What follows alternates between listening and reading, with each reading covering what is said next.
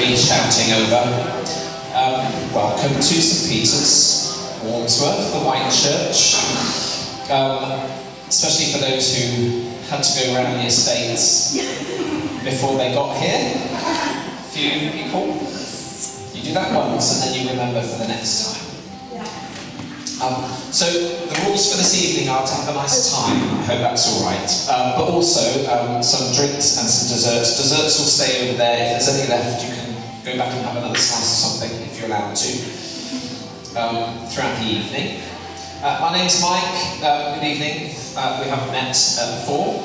Thank you for coming. In coming, you are saying to me that you want to think seriously about what you're doing in your churches. How to do the next steps or something, thinking about how to change that kind of wonderful vision of church growth that we like to have occasionally, if we're on our knees long enough for God to give us that vision. So tonight is about working things out, drawing up some ideas, getting ideas from each other, and hopefully going away with some practical steps of what we can actually do next. Or whatever it is that we hope to see happen. Is that right? Lots of ideas and resources as well, chatting. So if at any points I'm giving you an activity or a question to think about, and on your table you're in a slightly different place, just go with whatever you've got. Nobody's being marked about how well you performed tonight. It's for you to make the best use of possible. Is that all right? Okay, has everyone got some drinks and desserts, or does anyone want to make a move now to get something before we get into some stuff? Nobody's going to move. I take that as everyone's happy with what we've got at the moment. Let me see if I can stop some of this music.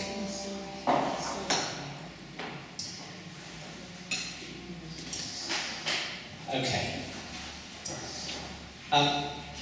Hopefully these are some of the reasons why you're meeting here tonight as well. I put this little list of things up every time we have a gathering of youth and children's people who are keen to do something together. And in my heart and in my mind, we're here to develop, to grow, to kind of do some work together. We're here to connect with each other because that is almost as important, because that's when we can be inspired by each other, get ideas. Lots of creative ideas hopefully will flood the room tonight. Does anyone need an energy boost? Anyone feeling a little on the dark nights are coming in? How are we going to get through? Hopefully this will give you a bit of a boost. We're here to share, we're here to laugh or cry. You're allowed to cry here if you need to, and you're also allowed to laugh. We will spend some time praying, we will worship, and we will eat dessert. Amen. Okay, we will start with a worship song. You might want to pause on your dessert eating for a moment. If you'd like to stand up, you can. You might not know the song, let it minister to you, let the words bless you in some way. If you do know it, feel free to sing along if you would like to.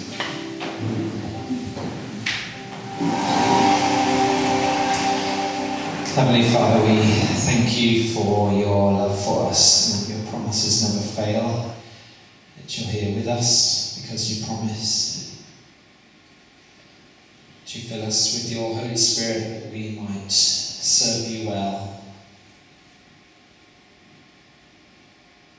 that we may dare to hear your voice speaking tonight through the worship, through our conversations, because of your great love for us and for your great love for those that we know and those that we don't know in our own communities and churches.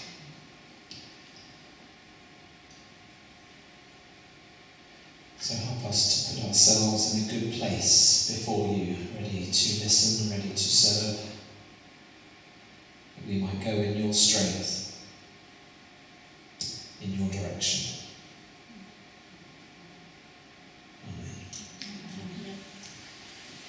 Take a seat.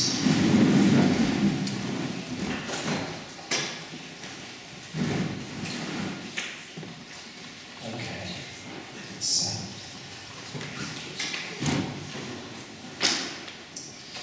So I have have to start this part of the evening, some resources that hopefully might meet a need for you in some way.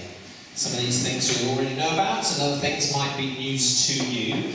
I haven't got printouts of these to give you because I haven't gone into the office today to print them out, is the easy answer. However, I will post like a PDF, an electronic version of all these slides on the Facebook groups tomorrow, and then you can download them from there. So if the slides are something that you would like and you're not part of these Facebook groups yet, then do sign up. If you're not on Facebook and you're still wanting to get hold of the slides, then please email me and I will send them over to you. Okay, if they're helpful, or just take pictures of the slides that you like. It's also a very valid option moving forward here. So most of the things that I'm involved with, certainly, any events that come up, any good resources, any articles of interest for youth and children's ministry, I'll tend to post them here, and I know a number of other people in the room also interact with these two pages, the children's page and the youth page. Some things go on both pages, some is just for one or the other. So I do invite anyone and everyone to get involved with those groups because it is a great resource area. I often learn new things from people who post things there, and I think I should probably know about that, but this is the first time I've read about it on the Facebook group. So do sign up. There's also the e-bulletin, the diocesan mailing, which again I will put things through there if I feel that they're of worth to the whole of the diocese.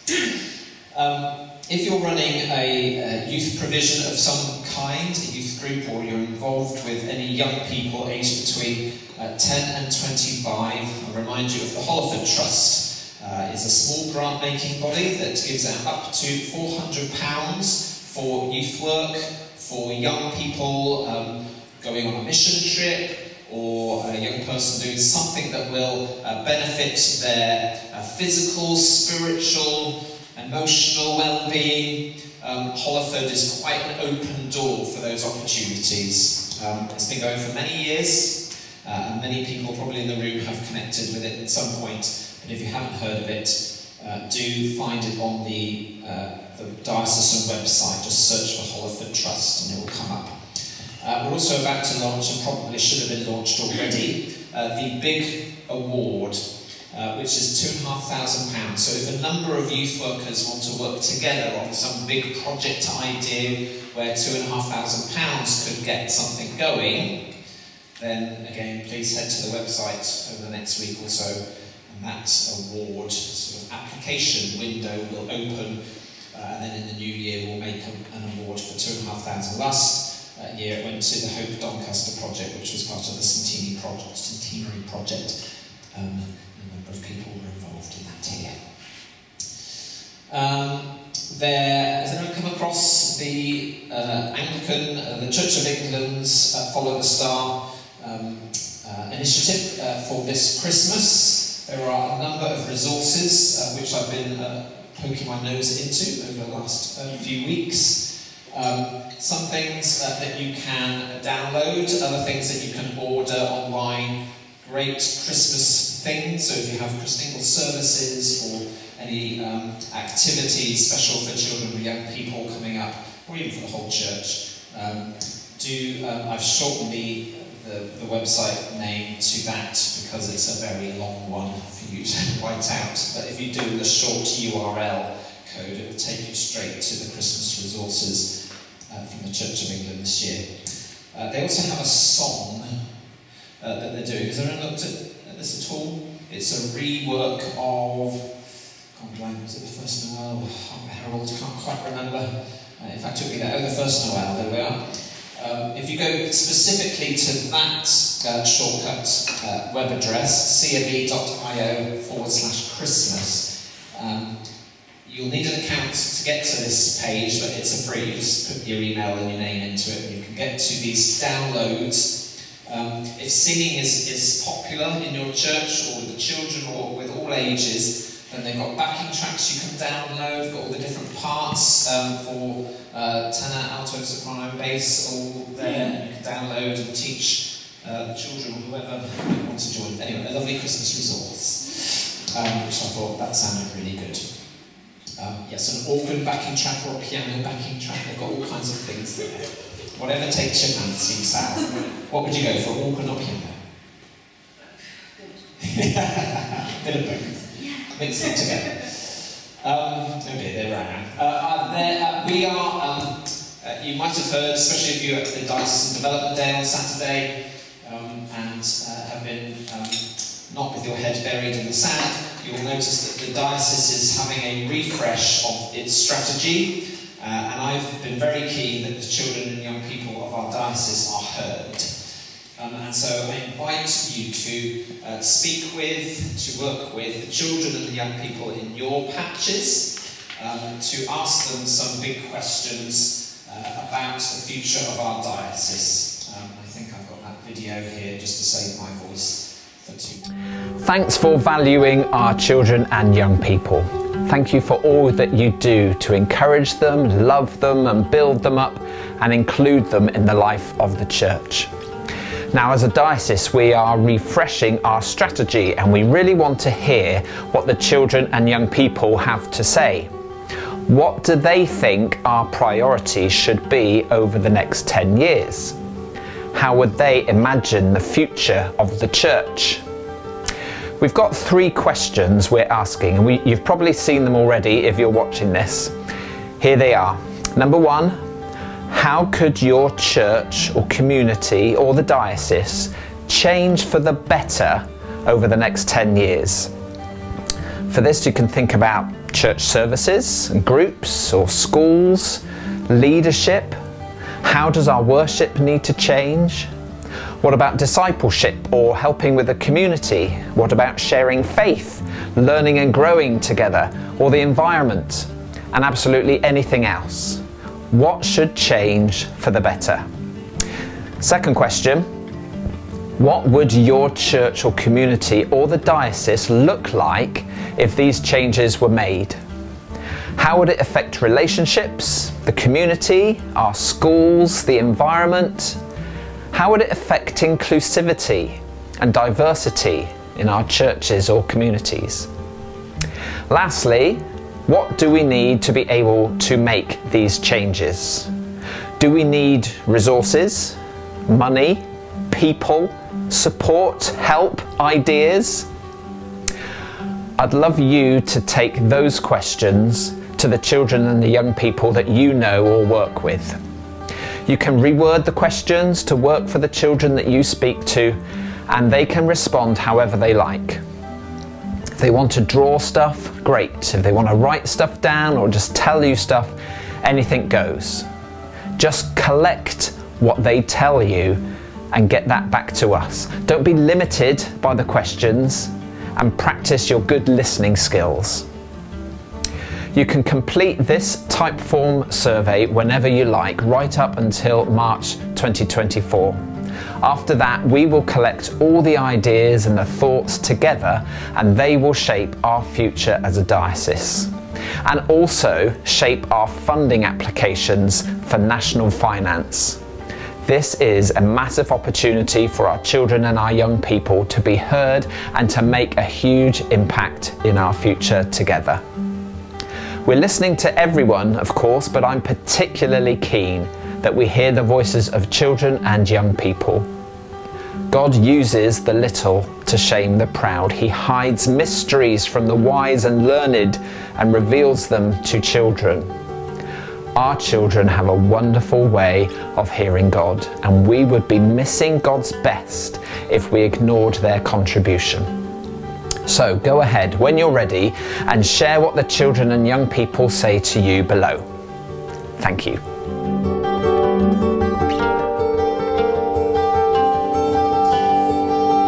So those are the questions. If they seem a bit wordy for the children that you're working with, then rephrase them. If you want to do a craft activity around it, if you want to just do like a graffiti wall where people are allowed to draw and scribble whatever they think, whatever will work for you, that QR code takes you to that website. And if you do it in dribs and drabs, that's fine as well. If you go to the website and type in one thing because you've had a conversation with a child, and then the next week you have a different conversation, then just keep going back and pop in some other thoughts, and we'll collect it all together. That would be wonderful. Was anyone at the development day on Saturday? Quite a few. Did anyone? Online. You were online? Online, yeah. For those who were in person, did anyone go to the workshop that you can see on the screen? Some of the young people from St Mary's Church, Bramall Lane, did a workshop on welcoming difference. Bishop Sophie was there, and Archdeacon Malcolm was there, and at the end of the workshop they both were on their feet applauding the young people. It was so passionately delivered, intelligently articulated, and challenging. We videoed it. So if it's of interest to you to see some of our young people from our diocese using their voices, challenging the church about welcoming difference, it's a wonderful watch. I encourage you to check it out. Just go to the Diocesan YouTube channel and it will be one of the first videos there if you can't type in all those little letters there. But very inspiring stuff. That's Amy, who shared her own personal story of how she felt welcomed and now how she feels she should welcome others. It's a wonderful, wonderful testimony. There's some free resources for those working with young people. The Missional Youth Church Network have created a 10-session resource, which again is absolutely brilliant. I've had a quick look at it. It's free, which always helps me anyway when I'm checking out resources. And I think there's a 90-second video to talk about that, to see if it's something that you'd like to download.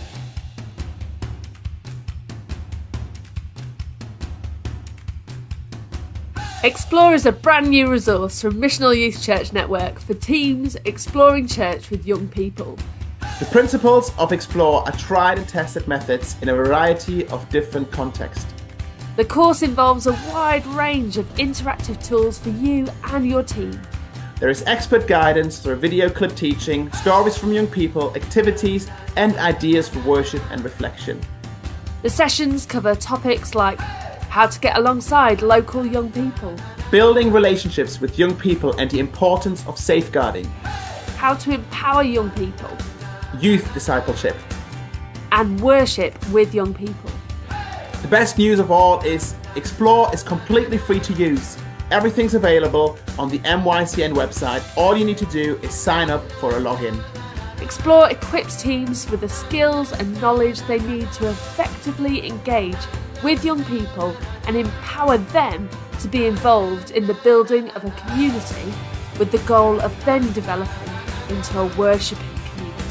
To put it simply, Explore will help equip teams to tell young people the good news of Jesus.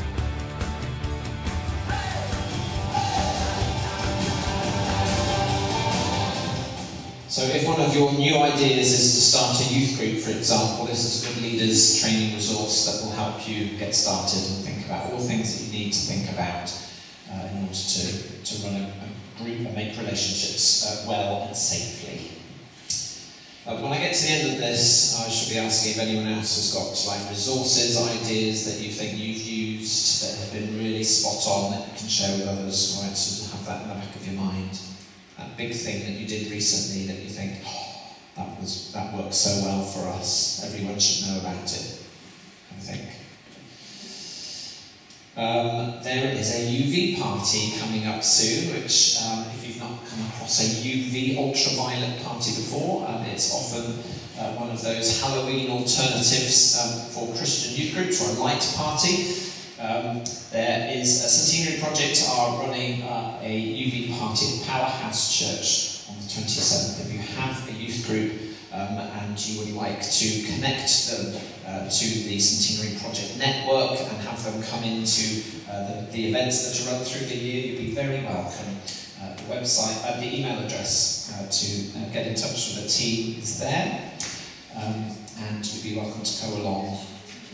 Lots of games involved and relationship building helping young people to meet other young people, build relationships, and at many events, not necessarily at this one, there's faith input, but is there faith input in this one? Yes, there is. I'm doing it. You're doing it. So if you'd like to know more, you know where to go. So that's coming up soon. This was one of the things that went up on the Facebook group, and I'm like, oh, I didn't even know that was happening yet. And it's very early notice, because this is it's a very popular national conference for toddlers, well, not for toddlers, but for those who work with them. Can you imagine? Wow. That would be, can you imagine the safeguarding implications of having like 1,000 toddlers meeting in a big venue somewhere? Anyway, those who work with toddlers gather together once a year, or many of them do, and this year it's happening in Sheffield. So it's in our neck of the woods. It goes around the country, but it is like almost a year away, and there are some early bird ticket prices that you can catch. Are you booked on? I've done it. Nicola, are you with that? Yes, we've got people booked on. So that's coming to the Hope Centre in Sheffield. There's the long website address to book yourself on, or I've done a short one there if you've got better things to do than type out a long line of website address. Playtime Conference. A little bit before that is the Joined Up Conference, which we run in the diocese in connection with the URC Church, the Christians and Sheffield Schools, and the Methodist Circuit and District. We are in Victoria Hall in Sheffield once again for the second year in a row. On the 2nd of March. Booking is nearly open. By the end of the month it will be open when we've got all of our workshops locked in. We will be ready to open the booking for you to book on. The wonderful and lovely Gareth Hillier, who ran one of our workshops last year from Care for the Family, a wonderful communicator, is our keynote. We were so impressed with this workshop that we need to ask him to come and do the keynote. So he is our keynote speaker, and there's 15 different workshops. If you're just like a children's worker and you'd only be interested in children's working things, you can kind of pick your way. There's always a workshop on children that you can choose, or there's youth, there's schools, so you can take a school stream through the day. We have short stories as well, which hopefully are inspiring stories of local ministry and things that you can pitch ideas from, and a big marketplace all the way around. It's quite a busy day with not much space around because it's exciting, popular. So that's coming out soon. You'll be able to book at the end of the month, and you get a Subway lunch as well. It's always good to see. Another event for young people in the diocese is also coming up very, very soon. In fact, the booking has opened today. On the 27th of January, right at the beginning of next year, in the lull after Christmas, in the cold, dark month of January, there's a light that shines, which is Jesus, of course, and also the Breathe Deep youth event at Sheffield Cathedral. So again, if you know of young people, and you can either team them up with a youth group that are going together, there are some people who come as parents with their youth children, who aren't part of any youth group. So even if you know people who aren't part of a youth group, but there's a young person, and you know, get them to go, or tag in with another group, or even go with a parent, that is completely fine. Worship, teaching, games, craziness, food, and more worship. It's a wonderful day. I think it really promotes what church could be in a different shape. If you did a whole day of church, maybe it could look a little bit like Breathe Deep, maybe, or maybe not. Anyway, so that's coming up soon. Safeguarding, if you're involved with youth and children's ministry, of course you'll have your safeguarding in place. Just a little memory jogger. You should have at least completed 2 levels of safeguarding training if you're working with children and young people, which is the basic awareness and the foundation training. Both of them are available online and can take between an hour and a half to complete. If you are in a leadership position, so you're the person who kind of heads up a group, then the leadership training is also for you. That's a bit more in-depth. There's 2 sessions, usually with a week in between, or maybe even 2 weeks in between. An hour and a half. There's a bit of homework as well that Chris Herbert makes you do. Has anyone done the leadership training and had to watch the long videos and write assignments? And that's how it feels sometimes, but it's very different from what it used to be, because it actually engages your brain and makes you think about things. Each one of those training courses shouldn't be longer than 3 years old in your journey. So because there's 3 for some people, maybe do 1 a year, if you can spread it out like that. You can always do 1 before it's due to get it into a helpful rhythm for yourself. But looking at your faces, you all know that anyway. Something you might not know, the Aurora training courses that we've run in Sheffield Diocese over the last 8 years or so. There's been a children's course and a youth course, and a number of people in the room have completed those. We're reviewing how we're doing our training and our learning in the diocese to kind of bring it a little bit more into today's world, which hopefully by the time we get to September 2024 will look a little bit like here's lots of trainings opportunities that are happening over this next year, and you'll each be encouraged to have an account on a learning platform, a little bit like St Peter's College that we've had, although St Peter's College has deceased. What can I say? Yes, new staff, new names, and new things. So there will be an online portal where you can go in and hopefully it will suggest things that will be really good for you if you say, no, I do children's ministry, or sometimes I go into schools, or I do a bit of youth work. So it will flag up training opportunities and learning opportunities for you and encourage you to continue that ongoing journey. So Aurora was one of those, you did it once 6 years ago, and occasionally you dip into like a network gathering like tonight, or you go to the Joined Up conference. Hopefully this will promote a better learning, training, ongoing thing for us that are involved. And again, it'll be up to you to sort of dip in as much as you can to that. So that's being looked at. Is that via the diocesan website as well? Probably.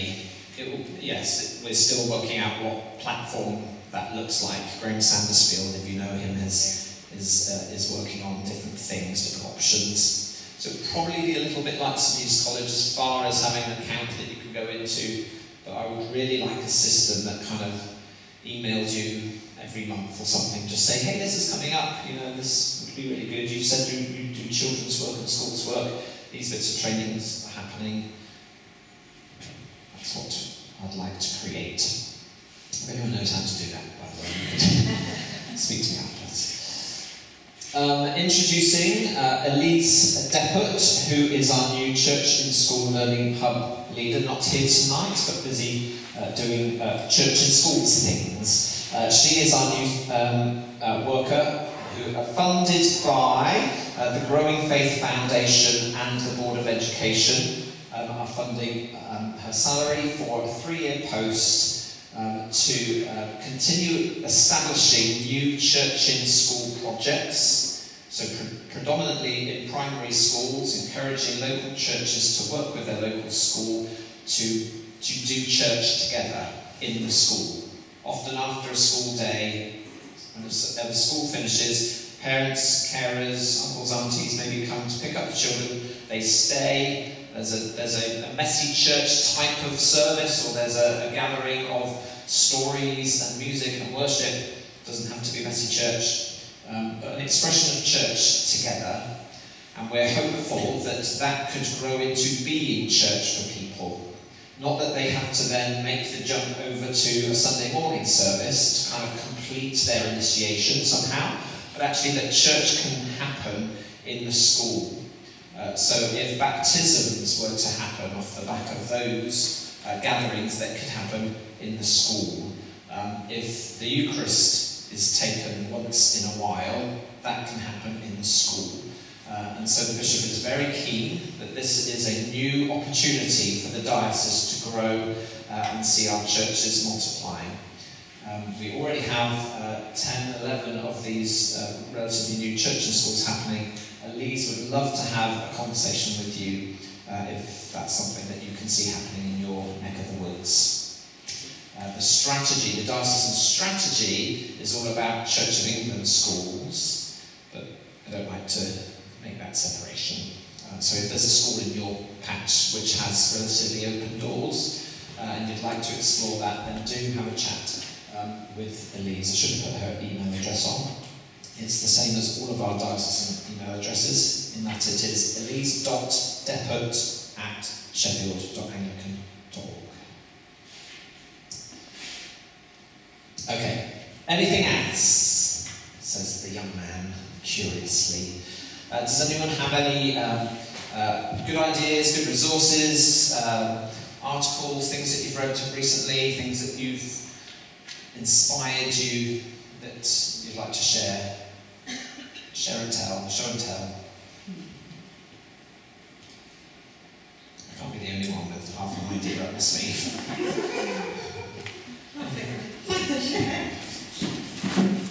I've just come across, people may already know it, but some YouTube videos of Bible stories using Lego.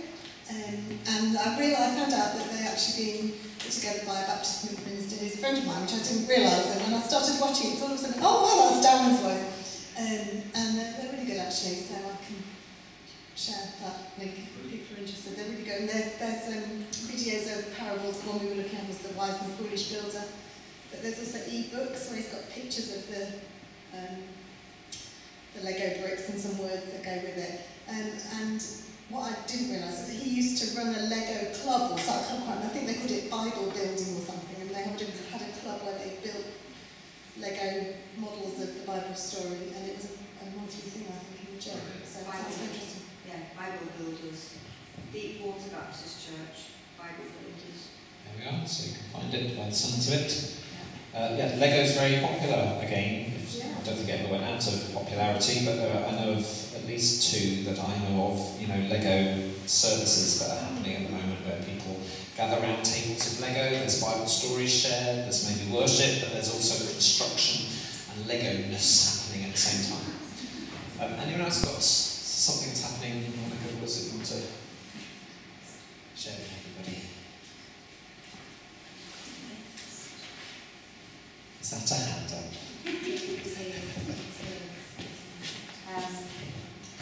Just for, goodness me, anybody looking for funding, you mentioned like the Hollywood Trust, there is also the Methodist Children's Youth Fund, MCYF, I think I've said that right, I don't know.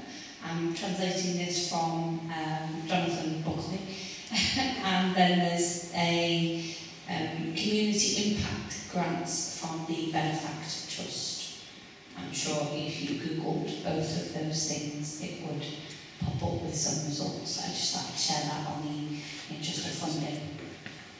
Thank you. I think at least one of those is on the Facebook group. I've seen that. But yes, definitely. Any more for any more last orders? Right, let's go on with the main part of our evening. The rest of our time, an hour or so, we're going to have a look at starting new things and where do we go from having a vision? Where do we go from having an idea? Wouldn't it be great if we can come out with those statements relatively easy, I feel, especially if we've been praying and God is inspiring us with a vision. Oh, wouldn't it be great to say, I see a vision, of hundreds of children coming to a celebration every Thursday. And you're like, sorry, where do we start with that? Sorry, what, where, who, how? So I want to take us through, reasonably quickly through a bit of theory, and I know some people are like, that's all very businessy, isn't it? Very theoretical, but I have been inspired by thinking through particularly this change model recently in a bit of training that I've been doing, and it's really helped me think, actually there are some really helpful steps to go if you want to see change happen happen in your churches, in your communities, if you're wanting to start something new. So I want to talk you through this, and hopefully if you find it helpful, we'll get some paper and pens out on the table and we'll start scribbling some thoughts. So Kotter suggests a good way of starting change is to create a sense of urgency. And I think if ever there was an organisation that has a sense of urgency, it's the church, if we can call the church an organisation. There is a sense of urgency across our churches. We have been in a time of prolonged decrease for many years. There have always been signs of life, and we see signs of growth. But the big picture is an urgent picture across denominations. So we haven't a sense of urgency, but do we hold that? Do we have an expectant, positive way of holding that sense of urgency, or are we defeated by it? Have we already given up? And I would encourage the sense of change needs to have a positive expectancy that something could change, and it's urgent. The second one is about building a team effectively, and I wonder if you think about who are your key players in the worlds that you are in your churches. If you're thinking of hoping that you'll start something new for families in your church, who would the key players be? Is there a vicar and an oversight minister? Is there a keen parent? Are there children and young people who are energised, enthusiastic and ready for action? Who would your team be? Build them. There might be people from outside that you know that could be supporters to you or provide resources to you.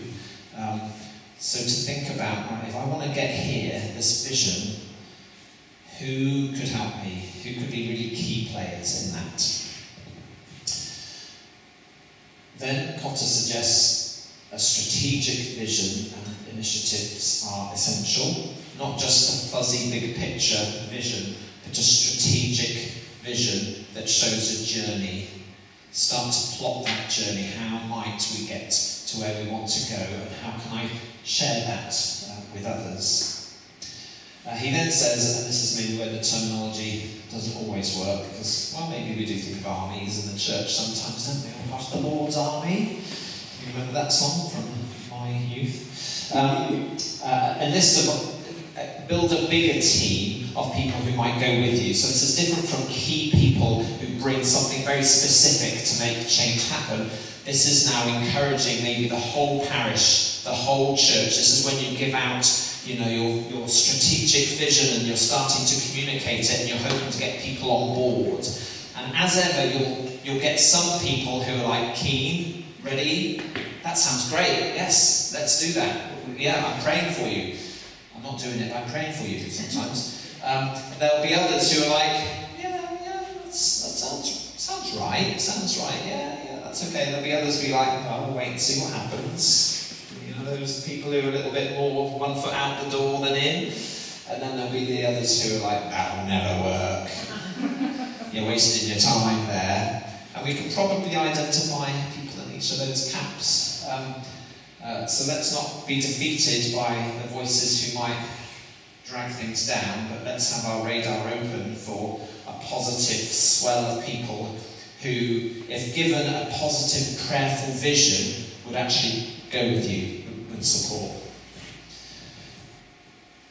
Removing barriers is a super key one for church work, particularly. Sometimes those barriers are people, sometimes they're resources, sometimes it's funding, sometimes it's buildings, often it's buildings. There might be a number of barriers in the way that you can identify that might stop you getting to your vision. Name them, try and tick them off one at a time. Is there anything I can do to remove this barrier? If I could get that barrier out of the way, people would whoosh through. Sometimes barriers aren't movable, I get that. I feel I've come across barriers that don't move, so you might need to think of strategic ways around barriers as well. Generate short wins is the next suggestion. And I've tried to think about what does that mean for me in my job, in my work. And I guess it's celebrating whatever you can celebrate. If something happens that's a step in the right direction, make a big song and dance about it. Because you're wanting people to see, this is a part of the answer of where we want to go. Isn't this great that we've done this? You know, because you'll wait for ages if you're going to celebrate when you get to the end. But if you have one little, you know, a new family comes, you've just prayed before Messy Church and 2 new families turn up, as I was in a conversation earlier, and you're like, that's a win. That's a step in the right direction. How can we share that encouragement, you know, that you've been sharing with me? So you're celebrating your short-term wins. So tell the stories, encourage people. Be good news stories that show movement. 2 more, sustain the acceleration. Ooh, that's hard, isn't it? It's hard to keep going, especially when you've had a few maybe things that you've been able to celebrate, and then it's like, oh, where's the next thing we can celebrate? And part of that is, you know, removing more barriers. Part of it is going back to your strategic vision, maybe, and readjusting and thinking, are we still going in a direction where we can see growth? Are we going to be able to get there? So really work on the long term. What's the next goalpost? What's the next milestone to get to? And then finally, you've created so much of a rhythm of things that you want to see happening, that the move is happening and the change is happening. And I guess then it's what's the next thing? Is there something else to pick up and run with? So if you've not come across Kotter's 8-step change model, that is it in a nutshell. There are big books you could read about it that will open it up in a bit more detail. My invitation to you is to unroll the very curly piece of paper on your tables. There is at least one big chunky marker on each table. Would you together, and some of you are from the same churches, some of you from different churches and places, that's fine, it doesn't matter. But I encourage you to look through these 8 steps. And as much as it is helpful for you to write down some notes or some thoughts or some responses to each of these 8 steps. For example, building a coalition. Who are your key players? Maybe have a bit of thinking time. If you're the only one from your church on your table, just grab a little corner of the paper for yourself and you do some writing there. If there's a number of you from the same church, you can work together on it. I do have 3 more Sharpies. I should have got a lot more pens, but does anyone need another pen, do you think? You can write with whatever pen. Shout if you need another pen. So think about key people. What are your strategic vision statement? What is the thing that you could write down in maybe a sentence that explains part of the vision that you have for whatever you might want to start?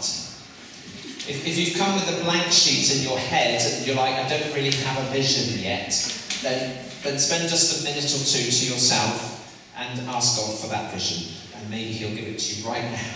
And you can then start planning it. Otherwise, feed off of others, have a conversation around your table, be supportive and encouraging, and go through some of these, writing some scribbles. Is that right to get started on? See how you get on? Okay.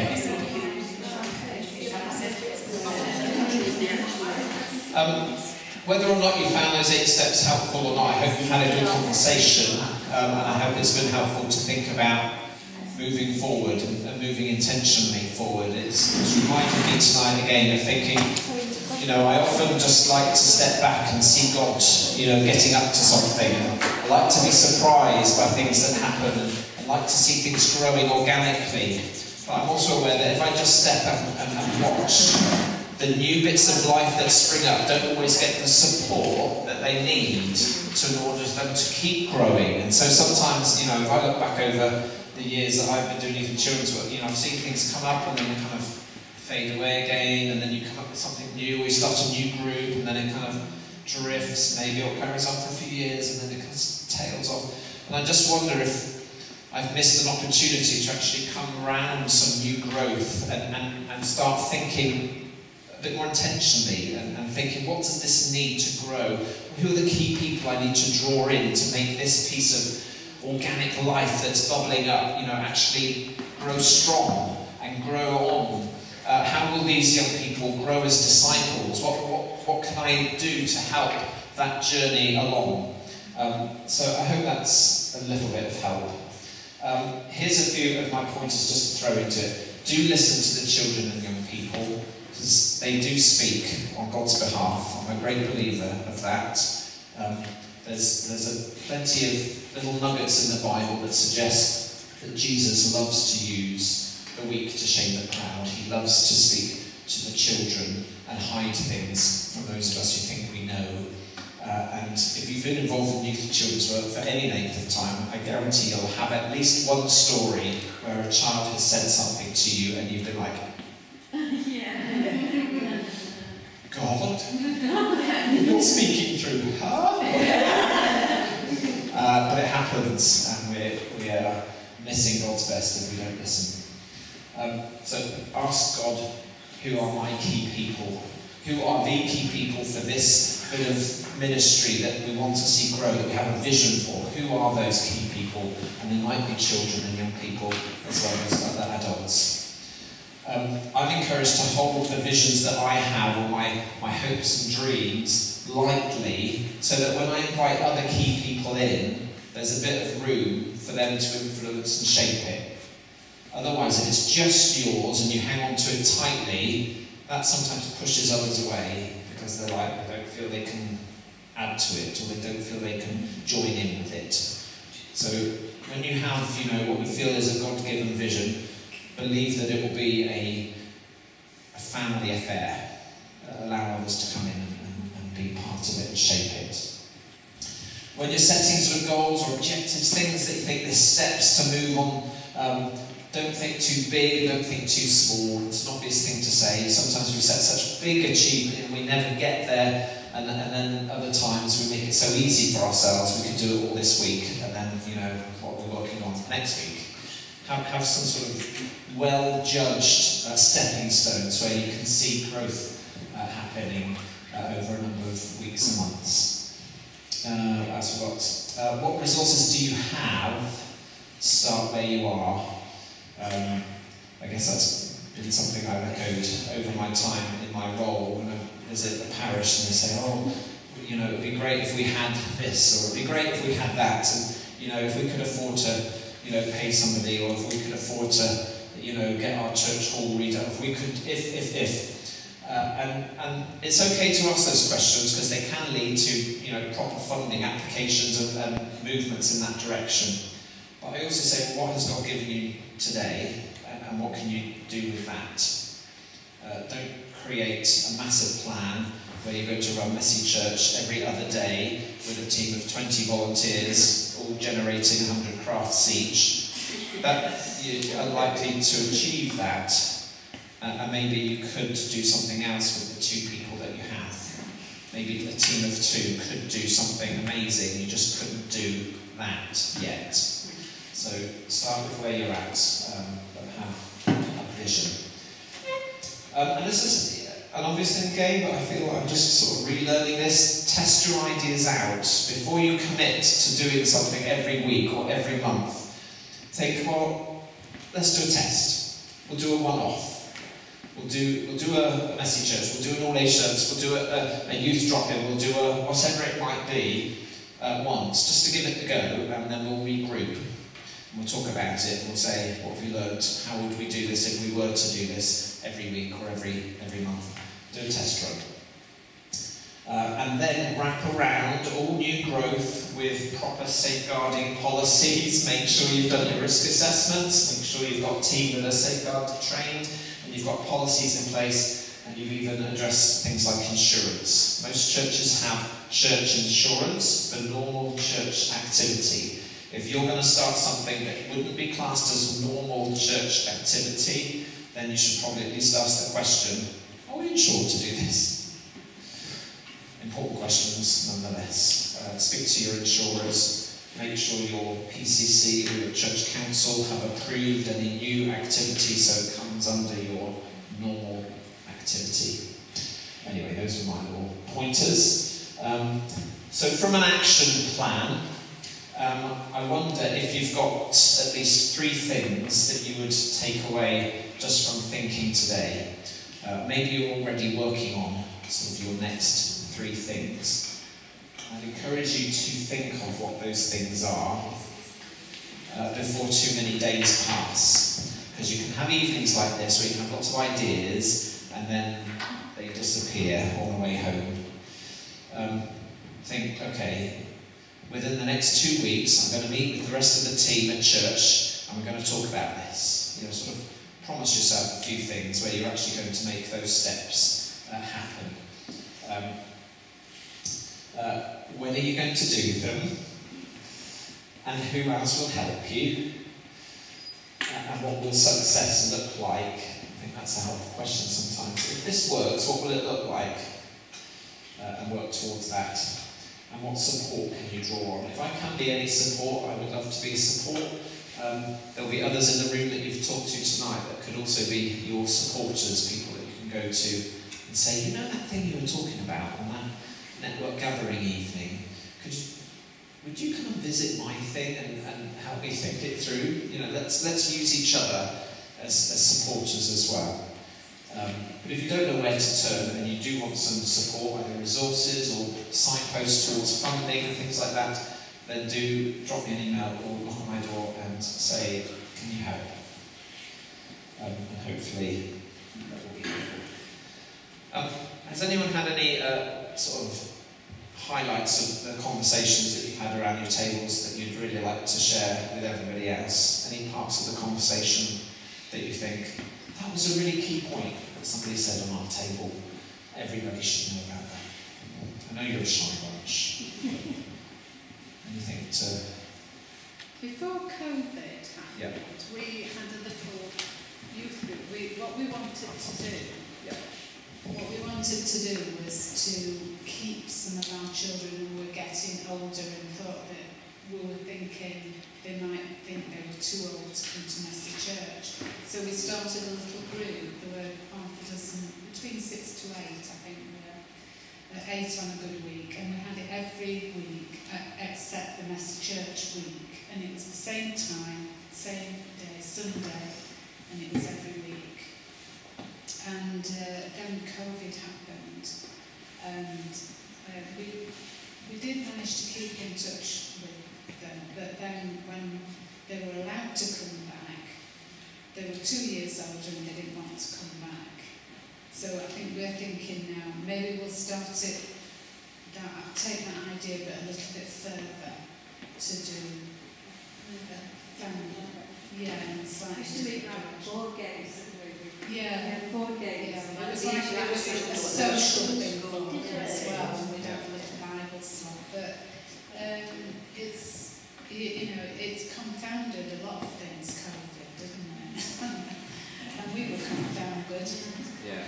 But so we'd love to do some, because we felt, you know, we kept Messy Church on Sunday. I know a lot of people haven't. They've done, you know, weekdays and in different venues. But, you know, it's like, this is why the church is there, and that's why we have Sunday. And we just wanted to maintain that somehow, to keep Sunday special in people's minds and keep the church as a positive influence on the community. That's great, thank you for that.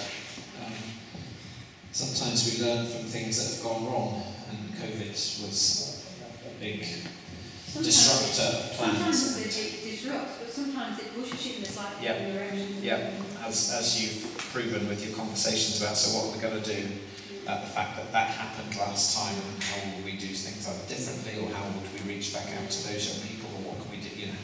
Yeah. It's not exactly what we said. We went down a different route, but something that I remember someone saying recently is